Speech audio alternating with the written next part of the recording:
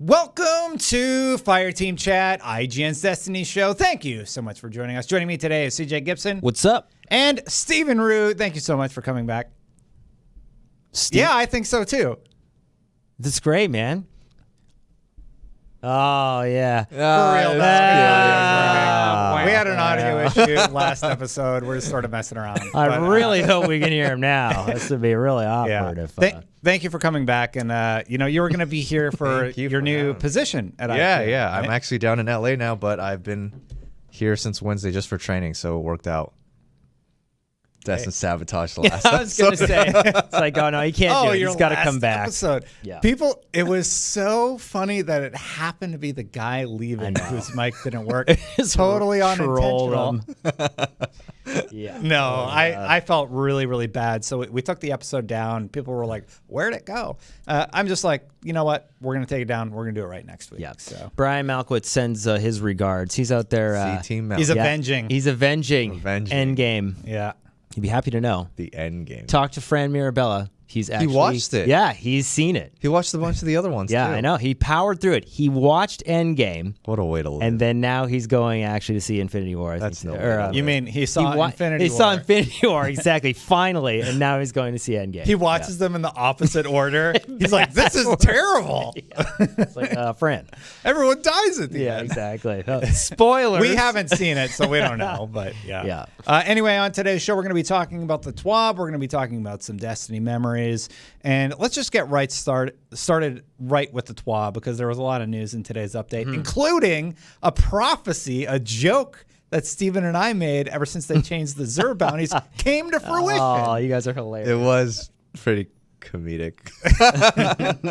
So we joked after the Hive one, and a lot of people were like, Destin's exaggerating. But some people actually encountered the same thing I did. I saw a few people out there who did. I got through it, and I did the newer bounty. The bounty was you had to kill Hive on Mercury. Yeah. And the only way to do that is through the one adventure. Yeah.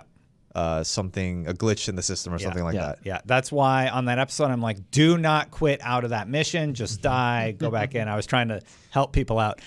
Anyway, so this Friday, tomorrow, when this episode will likely air, you will have a mission that apparently you're not going to be able to finish. On the Tangled Shore, you're supposed to kill Vex, and Bungie's like, ooh, no our bad. Vex. Yeah. So no Xur bounty this week.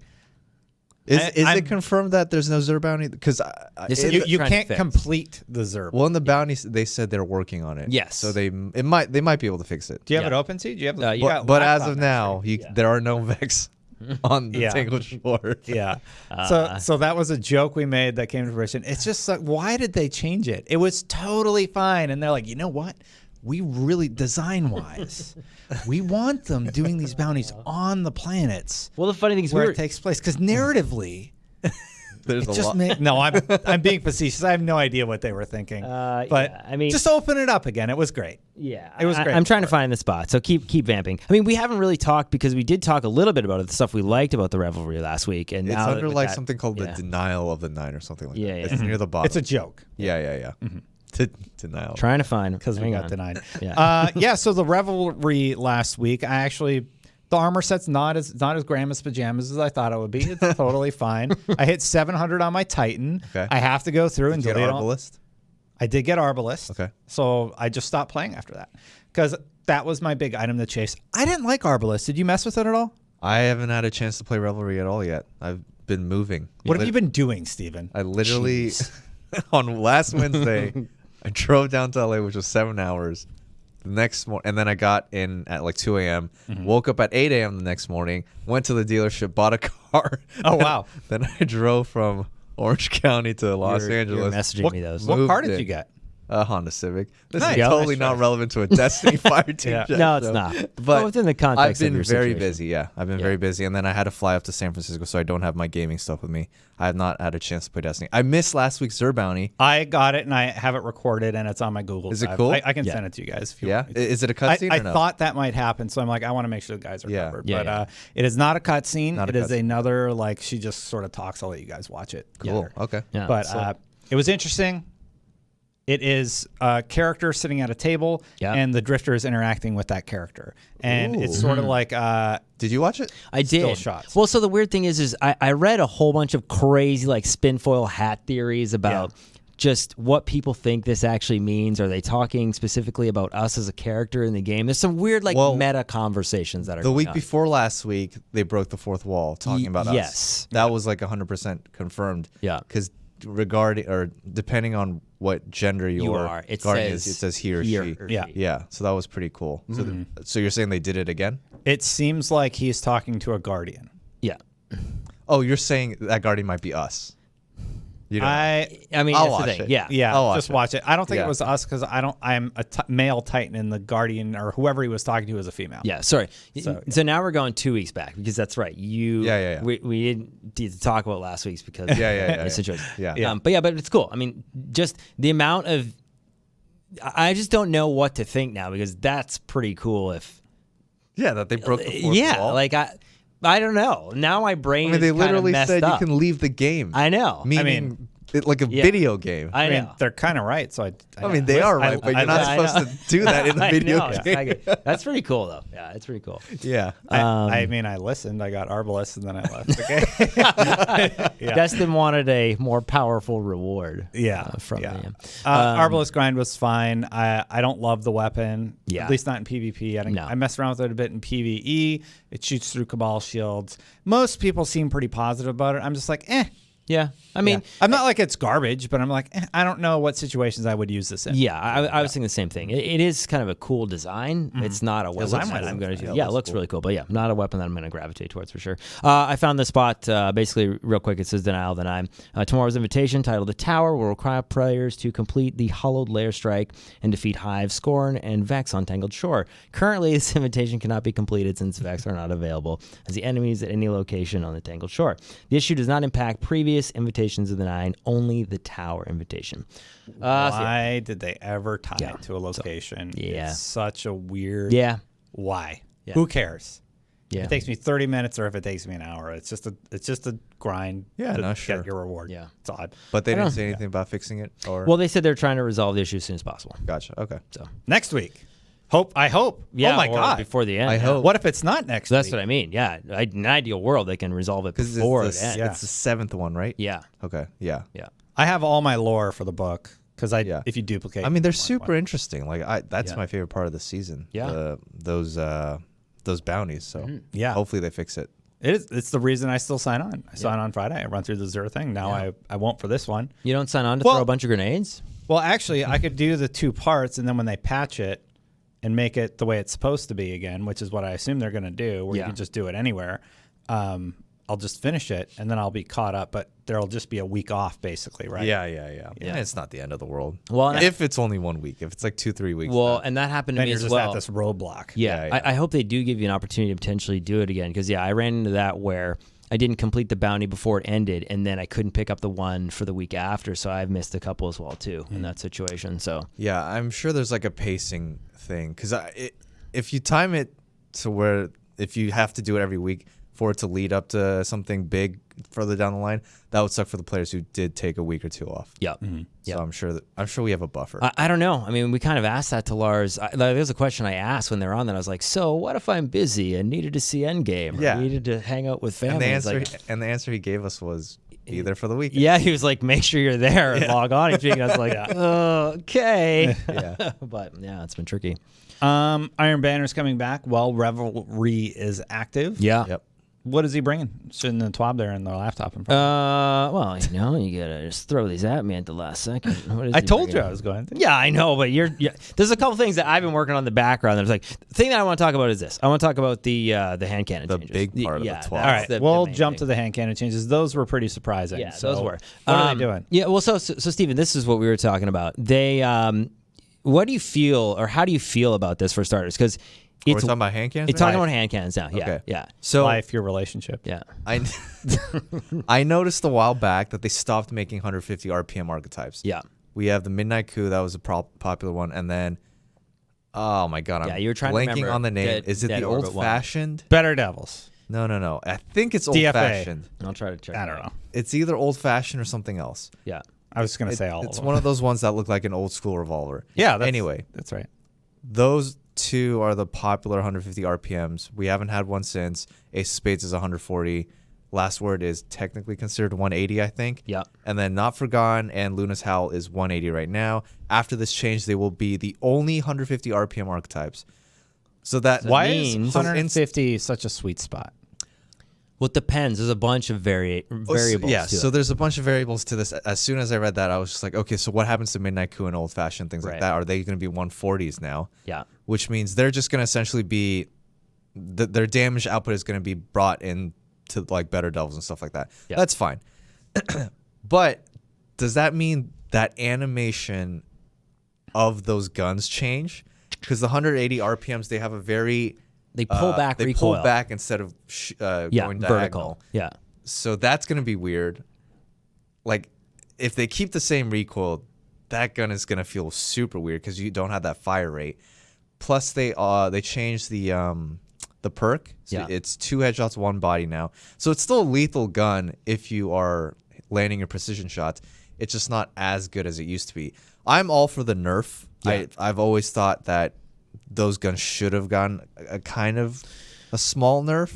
Well, but because especially on console, that you can't really feel it on PC, but everyone on console complains about those two guns. Yeah. And I during the Valentine's Day stream with Destin, I used it on console and I was like, whoa, okay, now I understand. Yeah, why it's the only weapon. Yeah, it's the only weapon that's viable, really. Yeah.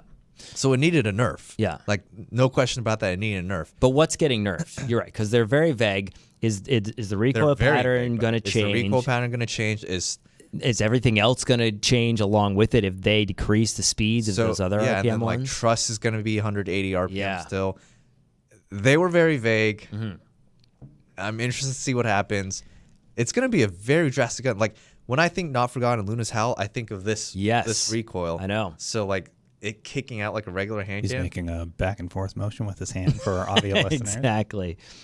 Yeah. That's and it took me a fair amount of time to actually get used to. I did not initially like 180 I didn't like them either. RPMs I didn't like them either. First, yeah. But, And so you guys are talking about all this stuff. Yeah. And all I'm hearing is, level, I know. Destin, it's so good you didn't grind out these guns because they're going to be useless in about a week. Okay. And that's an ongoing problem with the Destiny ecospace. Yeah.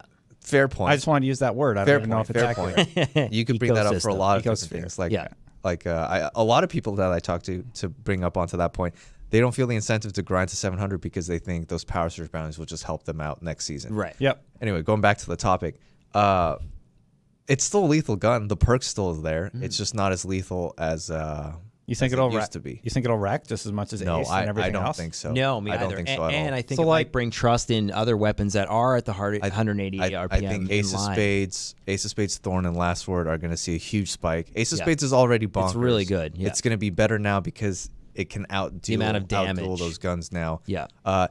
The thing that it's going to really take a hit in is PvE. Yeah. Surprisingly, people think of it as a PvP gun, rightfully so, but it's actually really solid in PvE because of that crit multiplier. Yeah. The amount of damage it does, 2 point whatever. Yeah, and people use that to melt bosses. Yeah. So that's going to see a huge hit in PvE. But less so, I think, because that was not the only weapon you'd use in PvE in that secondary slot. Like, I think people are going to be... You wouldn't. Yeah, people are going to be maybe... There's going to be a bigger PvP backlash or people that are upset in the PvP space because that is basically... You guys don't care? About what?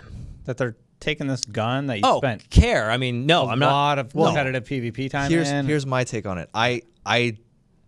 It needed a nerf. It did. Yeah. I don't know if this is the right nerf because I haven't used it yet. We don't know what they're else going to do. I don't want to say this is terrible, this is awful, not knowing how it feels. That's fair. But it feels weird that they're changing the entire archetype. Yeah. Yes. And because there's other things that are potentially going to change as a result, like maybe the animation, maybe this and that and everything else. Yes. If they do that, that's what I think is going to be weird. Like, I don't think a weapon in Destiny has ever actually changed its animation.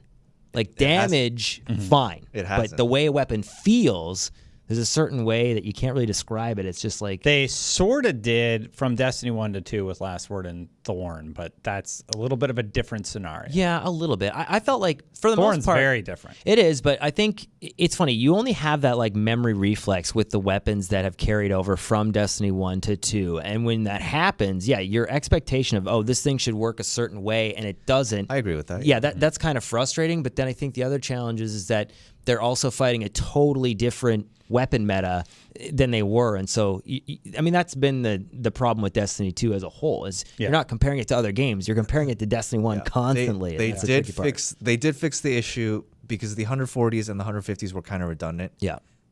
Because technically they had the same time to kill. You still had to land 3 headshots to kill a Guardian with both guns. So they're getting rid of all 150s and making those exclusively 150s. It's going to be really weird. I don't know. Yeah, I'm gonna try it out though. Got a lot of questions. It's interesting. So to answer your question about like, are we mad about that happening? You don't even seem to care. Well, no, it's like whatever. Well, no, only because I've accepted that. Because you're apathetic towards Destiny 2, or like, no, because I think that. Well, look, we've had this conversation about like games that adjusting their meta and weapons and stuff. I'm not a fan of Fortnite and like the weekly meta update and let's add this and change that and everything because I don't know what's happening. Right, like I don't, and your I don't. Kids well, there's always my kids do, but there's always 2 sides to that. Right? There is 2 sides. And what's interesting about Apex Legends, if you look at the people I think who are complaining about Apex Legends and even Destiny for like how Wingman's not really usable. Right yeah, now. Exactly. It's like you trash Wingman. We're talking Apex here, and now it's gonna have a different weapon meta. But then you have Fortnite, them updating it all the time. Like I actually don't want a weapon meta that gets week. updated. Yeah, constantly. I actually am fine with games like Destiny and Apex Legends being a little bit more longer in that space. I don't mind if a weapon meta changes, just to sort of address that point that you made. I don't mind if a weapon meta changes regularly as long as weapons don't become unusable. I mean, so the other... And that's my concern with what they're doing with this gun. The other issue is we're actually talking about multi-platform issues that are an underlying thing, and I don't know how they adjust that. Like, console plays very differently than PC. And then you have that on top of it, and then you're balancing. And they can balance them a little bit differently, but I'm sure that they're wanting to... Like, they're not going to like create custom animations for it, so they need to make sure... We're all on PC. As far as I know, hand cannons aren't prevalent on console unless they are Luna's Howl or Not Forgotten. Yeah. Once you nerf this, is it going to be strictly pulse rifles only on console? Yeah. Like, it's very different. Yeah. And Destin's right. Bungie does have a track record of nerfing something, and it just becomes obsolete after a while. Well, that's what's interesting about Revelry is just, I think it's nice that you know in advance that, hey, this is going to be crazy grenade week. If you don't like it, don't play because it's toxic. A lot of people really hate it.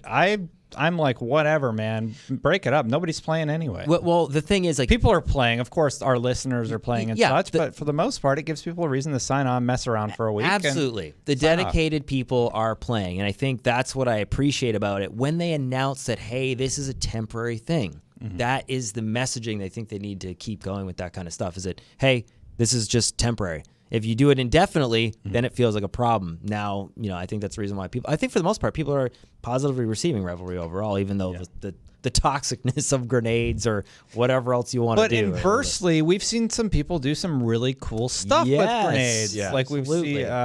saw the out there. What's his name out there? Glad's out there, like nuking raid bosses with nades only. I've also seen a lot of Twitter clips of...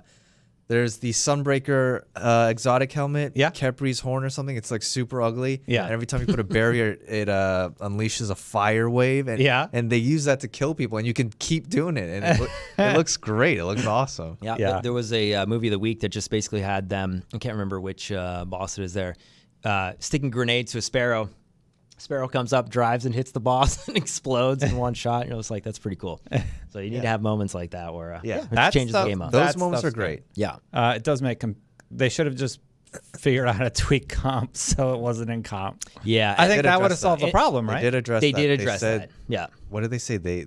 Server-wise, they cannot separate the two. Yeah. So they made it so that you couldn't progress certain bounties, actually, because I got affected by it, where you couldn't do something in one of the events, like it wouldn't progress the. Yeah, and they're talking. Yeah, there was a guitar error from I think generating orbs and stuff like that. So they adjusted some of those things. Yeah, but so overall, I like the forest. I think it's fun to hop in, and I went to like round 50 or something. I don't know. But 50? How long did that take you? Well, there's incentivization to do that. Like if you're going for nade kills or shoulder charge kills or whatever you're going for your piece of gear. Yeah. I never got my arms. That just reminds me. Yeah.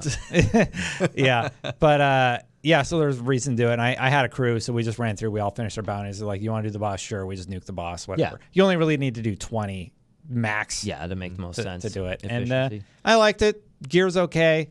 Not a terrifically memorable event, except for the grenade thing and the cool boss stuff like Glad and them have done. That's what I'll remember about Revelry. Yeah. All right, CJ, you had some special stuff planned. Well, not so special as much as just we were talking a little bit about warm, fuzzy, nostalgic memories here last time. I have no idea what's going on. No, I mean, you guys don't, and you're wearing headphones. So we don't do this often, but it's always something that I've wanted to do because there's a bunch of moments that obviously when we talk about Destiny 1. Now, let's try to remember a little bit what we talked about in the last episode. What were some of the questions? Do you remember specifically what you asked? I mean, we were talking about favorite weapon, and we were talking about, right. You know, favorite armor set. Favorite armor set. Can you remember some of those things you actually said last week? My favorite weapon is Galahorn. Yeah. Just not because of the gun, because of the memories it took to get that gun. I deleted characters over and over again and grinded them back up just to do Vault of Glass. Crazy guy. And my favorite gear set was the Warlock Anubis helmet. Yep. Sorry, I thought you were done, Steven. No. I was gonna say my favorite besides Trials, the the Swamp Bog set for the Hunter. Yeah, that was good. The Hunter. What's it called? The armor set they used for Taken King marketing. Do you guys remember that? Yeah, I do. Yes. I know what you're talking about. Yeah, those armor sets have always been my favorite of all three. Yeah. Of all three classes. Yeah. Obviously, still liked all the Egyptian trial stuff. Yeah, that's still my favorite. Such an easy answer though. I know it is, but it is. Well, like I said, it's the best one. It is the best one. But I did say that like Chatterwhite as well as the Vault. Chatterwhite's your favorite shader. Yeah, Chatterwhite's favorite shader and the Vault. I did like the Glowhoo shader when you got that from Crota the first time you enabled it. Mine was the black one from Halloween. Oh, what was it called again? I forgot what it was called, but it was like black on black. Oh, okay. With like you can see tiger stripes if you look close. Oh, yeah. I remember having one that was not even a legendary. I think it was maybe even a rare Thunder Devil. I like that. It was very Thunder Devil. Yeah, oh, exactly. wow. What a nostalgia. Yeah, exactly. Yeah, I used a green one that looked mostly white on the Warlock for a really long time because it was a cheap one. And then I got Chatterwhite and I replaced it. But Chatterwhite. Yeah. There was a lot of good shaders. Bring back those SRL I don't remember shaders. Yeah, and we were talking a little bit of the SRL shader. Yeah, and I said that I liked the Jade Rabbit helmet that was from SRL, and some of that SRL gear when it was a shader that looked pretty cool. The Destiny 1 armor sets were beautiful. Yeah, they were. They it's were had an greatly iconic done. look. Yeah, they were greatly done. Yeah, they were. I think for pulse rifles, I think I said Red Death back in Pulse Rifle Day. Yeah, because you heal, but yeah. And anyway. I think my favorite hand cannon still, because dude, I go back and play Ice Luna. I go back and play Destiny 1 PvP every now and then. The biggest thing when you jump back into Destiny 1, if you've been playing a lot of Destiny 2, there's no mantling. It feels dramatically different when there's no mantling.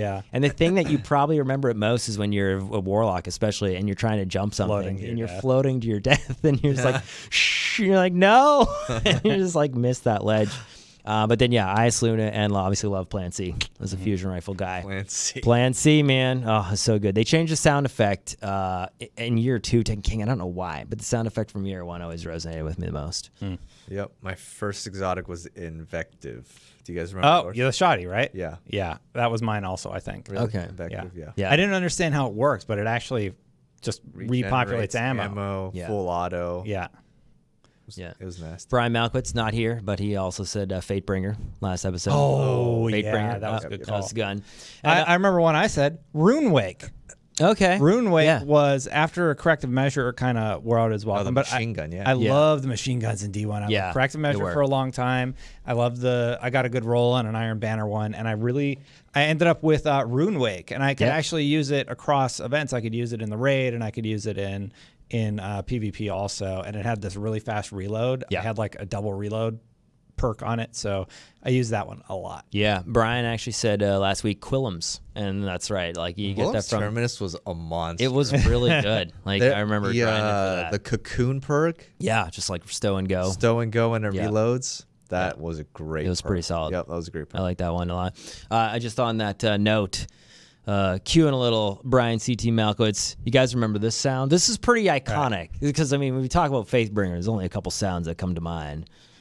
If you just play Fatebringer, I swear. If I just play Fatebringer. Now, can you hear the sounds right now? You probably can't, can No. you? Okay, hang on. Let's try one more time. All right. It broke, didn't it? No, I didn't break it.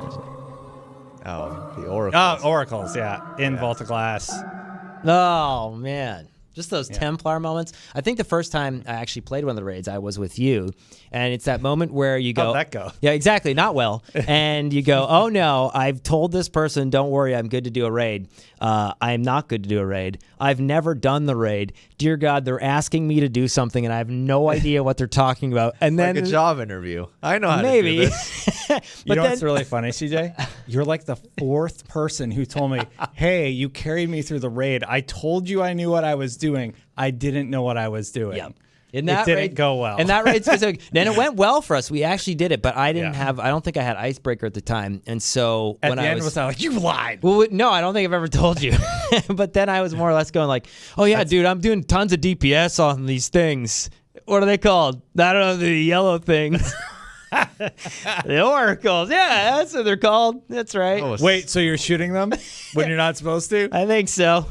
Don't do that. Exactly. It's like, what's happening? Yeah. What a Templar great was pretty good. team bonding activity. It really is. That's. I think. I miss Vault. Yeah, Vault was awesome, and I mean, I still ran Crota. I think way more than Vault. I probably did. I think I was saying like 60-some Crota runs versus Vault. I had maybe in the 30s or something. But just those memories of those first raid moments, because I was not a huge PvE guy. I remember watching. I forgot what it was, but it was a bunch of the Bungie raid design people, and they were Right along.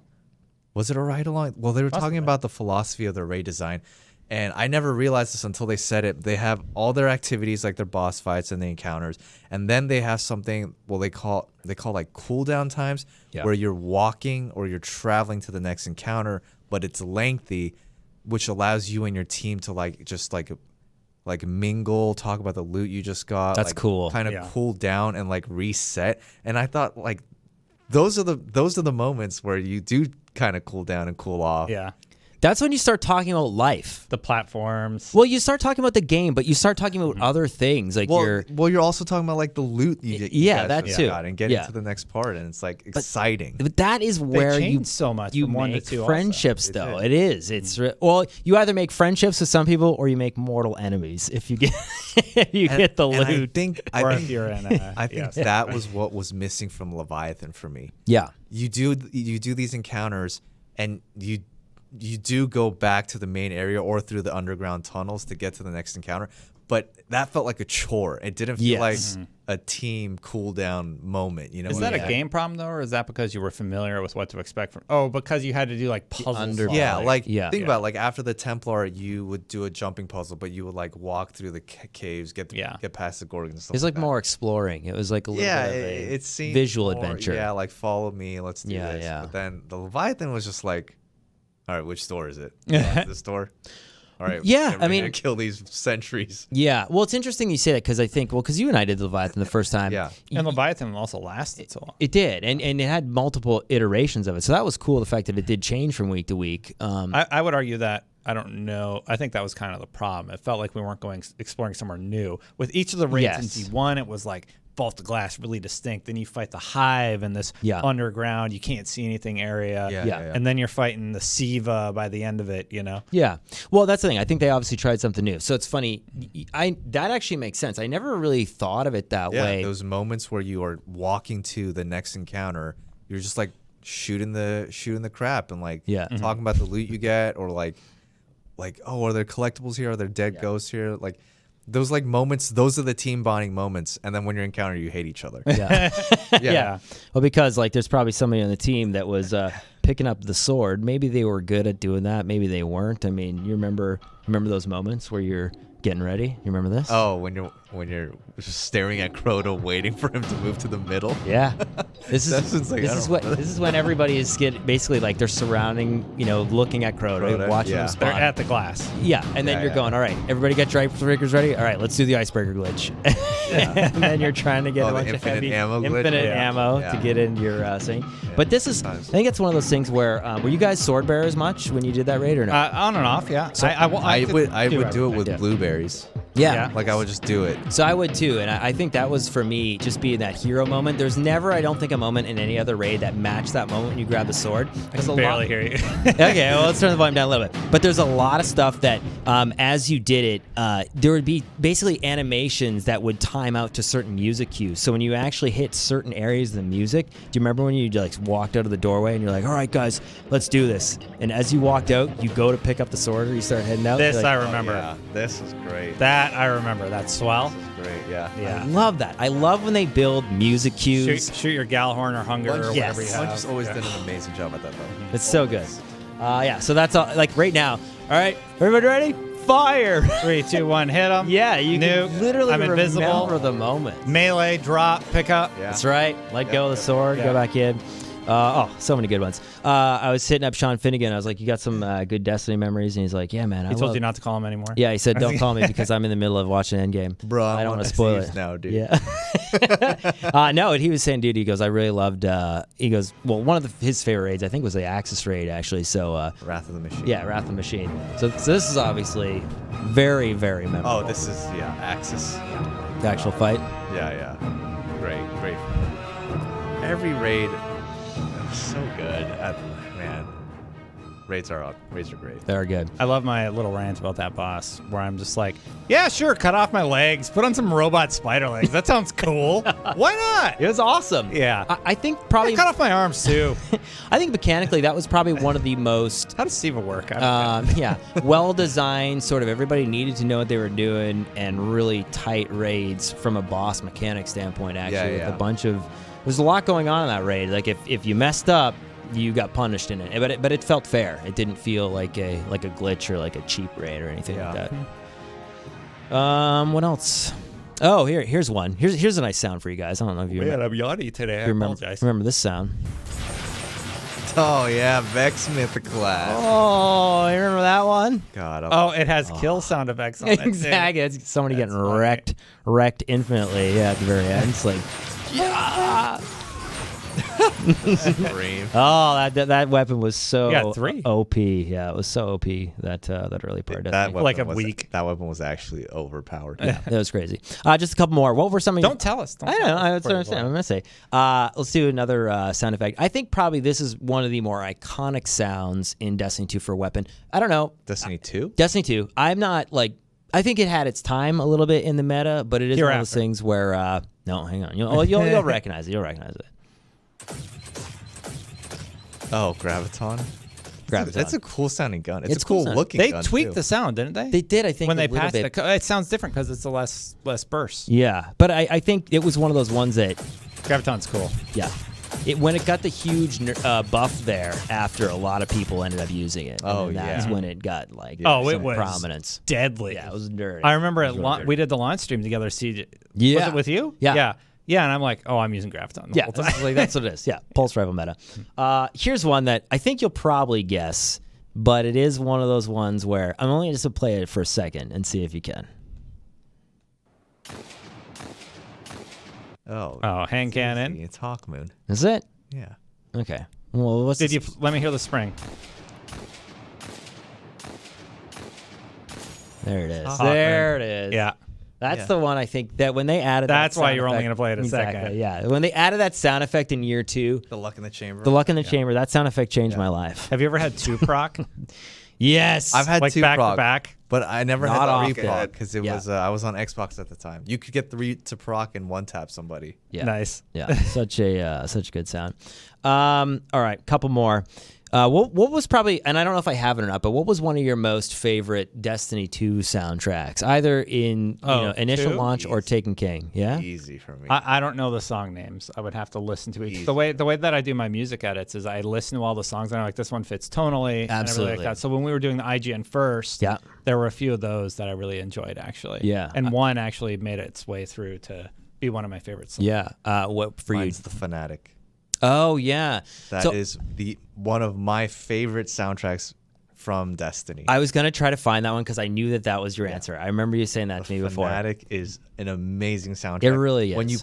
When you're fighting the Fanatic while that soundtrack is playing in the background, you feel so epic. It is good. I want to try to find it right now, but I can't. Google a good sound. Play your Google it favorite for a second. and then look. So here are a couple others that I personally really enjoy. You're gonna love these. These are basically super popular. They'll bring back moments. I think we used this one. Yeah. Yeah, in the production. Yeah. This is basically Me, you, and Fran. you remember this one? Wait, Remember this one? No, this is a different one. I can't tell if this Really? is Rise of Iron. I'm pretty sure I used this in an edit. You might have, yeah. Yeah. Maybe it was a review. See, I know really instantly can't which tell one if it this is. is Rise of Iron or if this is the beginning of Destiny 2. This is D2. Forsaken though. This is when you're at Oh, There it is. Now I hear it. Exactly. Okay. It's funny how they both kind of have a different cadence, Yeah, and then yeah, once it picks up, this is the gunslinger one where you're basically I fighting. thought it was the pain. Cabal track. Yeah, no, it's a little bit different, but they do tonally have similar themes. But I remember us playing this at E3 behind the closed doors. This is during the prison. It's during the prison, and honestly, this is still probably one of my favorite moments because at that point in time, you know that Cade is gonna die, and I don't know what it is with the soundtrack, but I don't know. I got super emotional, man, playing this. I was like, this is our last time together. It's not gonna make it. It wasn't even him. Stop that. Stop that. It wasn't even Nathan. Stop it. It doesn't matter. It's Cade. I think this was probably one of my favorite tracks in Destiny 1. What do you guys think? Can you identify this one here for me? You remember which strike it's from? Don't tell me. This is... What do you think out there, audience? Oh, don't tell me. I know this. And you know it for a couple reasons, but I'll tell you them why. It's not the Cabal. It's not the annoying Cabal one. No. Bow, bow. Oh, wait, I know. is The this- Servitor. No. No? Server is a different one. Yeah, Sepix is a different How one. do I not know this? Sepix had the guitar. Yes. No, that was later. No, That was Sepic's remix. yeah, they did a remix of Sepix after. Wait, don't tell me. It's gonna bother me. Here, I'm gonna just mute All right, that. it's not the Cabal. Sepix had the dun dun dun dun dun dun dun. Okay, yeah. Yeah, and then they did a remix version of it as well too. How do I I'm not? gonna give it to you one more time. I'm not gonna get it. I don't know. Steven, it's gonna kill him because you know it for two Tell reasons. me the strike names. Like start. I can't what were because the it Cabal- basically is the name of the track. Is it the one on Venus with the guy that comes out of the pod? No, It's not the Archon Priest. no, it's not the Archon Not Priest. the Archon Priest. This is gonna drive me insane. Tell me. I'm gonna tell you. I'm gonna give you a hint. This is my favorite because my favorite Vidoc is No Legend is Safe. Yeah. Mark Noseworthy and Dave Samuel basically. This isn't helping us. No, I know, but that's where they use it, and that's my favorite part in any Vidoc. So this is in a Destiny Vidoc as well. I can see myself playing this I know strike. you can. I don't know. What is All it? right, Tell me. it's the Fallen Saber one. You remember when you're fighting the big shank at the end? Damn it. Okay. It's so good. Like it's basically the moment the shank hate appears. that strike. It's bad because it's all the The electricity. one with in the there. arc Yeah. energy? Yeah. Damn it. I knew All right. that. Give us another one. So good. Destin wants to get one right. I do. Destin, I'm not good with. yeah. Do you have the Names of Fanatic? things. Do you have the Fanatic? I'll try and find it. Anyways, I think that's probably one of my favorite Destiny 1 musics of all time. All right, this one's good. Destin, you and I have some pretty fond memories. Well, you of can't forget this about one. the Cabal Prison of Elders. stomp. The Cabal March. Is it Prison of Elders? Oh, yeah. This is Skolas. Yeah. Yeah. That's Skolas. That's where Destin and I became mortal enemies. CJ kept wiping in the stupid corner. CJ kept wiping. Listen, that's how he remembers it. It was Arc Burn week. It was a bad week. Is not. It was a bad week. Had to do it during Solar Burn. So honestly, because that part of that encounter took so many times. CJ, I think I like shut off my console. You did. I didn't I was talk so to you mad. for about probably a few weeks. This is before I worked at IGN, and Destin literally just rage quit. He's like, "All right, I'm out." I was Done. about to lose it. So, do you remember the glitch? Do you remember the glitch at Skullhouse where you could like jump in if somebody else left? You'd be in the containment area before you jump out. And you're like, oh yeah, jump back in. You had to wipe in order to get into it. Yeah. I don't know how many times I spent probably like 3 or 4 hours on this going, yeah, man, I think we can do it. And you get so close. The worst is when you would beat them and then the mines would kill you. And you're like, no. Oh, yeah, when you had to defuse the mines? Yeah. Yeah. Solar weeks were great, though. Yeah. Anyways, that was another great one. All right, one more. I think we got one more here. Let's do one more. Does this last for all your audio things? Yeah. Okay. I think, yeah, for the most part. I want to do more guns. Those I are know. harder. Sean recommended this one as well, too. This is one of these ones that I think is very popular. I don't know if you guys can remember and identify where it was, but it was a very impactful. Oh, this is... Tower, right? Oh. When you've fallen down from the tower and gotten killed. Oh, yes. Like after Like Gaul. you don't have your ghost. No, this is... Yeah. Isn't this when you're walking? Yeah, you're like, oh, I'm all Yeah, fucked yeah, up. Oops. And then Bleep. it swells up later, and that's when it really gets you when you go through the valley. Yes. And then you see the Twilight Gap. Yes. I had to play through this many times, so I know it for that reason. I know it was weird, and it's weird to play through it multiple times, but I actually really like it. I wish they did more with your build up back to power in Destiny 2. And This part, oh god, I love this part. So it's actually an excellent track. Yeah, it is. Journey featuring the Kronos Quartet. I think they did some interesting things with Destiny 2's story. Yeah. Well, it's weird because I wish they would have been able to do more. It gets a little hokey by the end. Well, it's weird because you can't play a lot of these campaign missions again unless you got into some of the daily mission stuff again, right? So you only really played through it a couple times, and you maybe come back do to this it. mission again. I know, and that's what's weird. So, but at the time when you're going through it, I remember like just you're finding all these Super like gardens, impactful. and then all of a sudden you don't know what's happening, and then the ghost is really going like, we might not make it, and it's right before you meet Hawthorne. Yep. I thought for sure, like, our ghost is gone. There's going to be more weight to our actions, and then you just get them back, like the next story mission. So there's a bunch more. I mean, we could do this forever, but this is the last one. We'll end on this one, and this is basically, obviously, Steven, we have warm, fuzzy memories of you being in the IGN office, and they mostly are centered around this track, which I think probably everybody has a fond memory of just spending an infinite amount of hours in this area. Oh, is this the tower? This is a tower. And what's so weird about the tower I can imagine is myself jumping around right now. That's right. And when you first land in Destiny 2 and the tower is destroyed. Oh, this song is so good. I know, it's so good. And I think that was the reason it's also why. the title music, isn't it? Yeah. So there's a combination of just all these memories of, exploration, not sure what you're doing. You didn't know what the Cryptarch was. You were trying to figure out, like, who's this, like, bounty guy, Good time. Yeah, there's memories that are locked in. So this seemed very appropriate for the... That's the stars. It's that wah, wah, wah.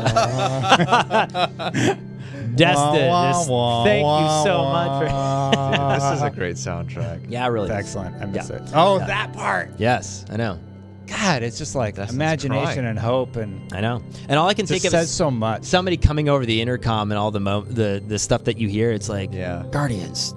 And then in the tower, I think they did it too. Cade would come over the intercom, like, anybody see my sparrow? Oh, never mind, or something. There'd always be something funny kind of over the tower intercom and stuff like that. So Good memories. yeah, good memories. And they're all gone away. See you later, Steven. Yeah. Man, I'm gonna miss doing the show with you guys. I appreciate you guys having me on. This, I think I lasted 27 episodes. Yeah, something like that. Almost 27 and a half with the one we messed up. Yeah. Sorry about that. Got lost in the dark corners of time. Got it. Yeah. But this is my final episode for sure. Yeah. Well, maybe not. Maybe I'll make a guest appearance in the future. But When your workload is a little less. yeah. Yeah. But God, I'm gonna miss the show. I'm gonna miss hanging out with you guys. Gonna miss Bungie. Well, like, you know what I mean. Doing the show, talking about the game. Yeah, honestly, I said it before. We met during Destiny trials and all the rest of that stuff, and the fact that you're even here for a year and we're able to be on the show. It's pretty crazy. It's still a little bit of a. I killed Sean and Fran to get on there. You did. You just like, see you guys. They kind of killed each other. It was probably some of that endgame spoilery stuff for. Shout out to Marvel. Exactly. Anyways, but that's all I got. Yeah. Yeah, that's everything, Steven. Yeah, Thank you for appreciate it, everything. guys. Thank and you so I'm much. happy to see that you're happy more than anything. Thank you, guys. Yeah. All right. It's fun, Well, man. that's it for this episode, everybody. Until next time, Guardians out. For real this time, though. Lost in the dark corners of time.